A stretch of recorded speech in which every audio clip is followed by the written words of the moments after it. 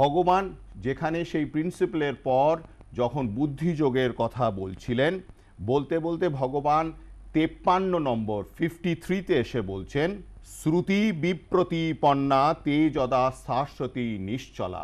আমরা আগেই দেখেছি যে আমাদের মনটা যত শ্রুত বিষয়, যা কিছু আমি শুনেছি, অল দ্য পাস্ট ইনপুটস এবং শ্রোতব্য, যা শোনা উচিত, যা কল্পনা করছি, যা কিছু ভাবছি ভবিষ্যৎ বিষয়ে, এই শ্রুত এবং শ্রোতব্য, অতীত এবং ভবিষ্যৎ, এই নিয়ে আমাদের মনটা একেবারে তোলপাড় হয়ে রয়েছে।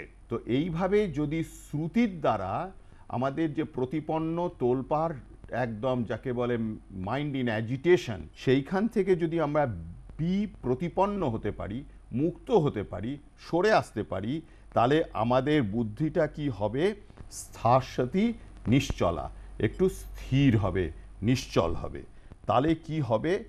সমাধৌ অচলা বুদ্ধি, সেই বুদ্ধি সমাধিতে, অর্থাৎ একটা নিশ্চয়াত্মিকা বৃত্তি হচ্ছে বুদ্ধি, তারপর সমাধি স্তরে একটা ডেফিনিট ভূমিতে গিয়ে সে রেস্ট পাবে, সেখানে গিয়ে নিশ্চিন্তি মনে বসে থাকতে পারবে।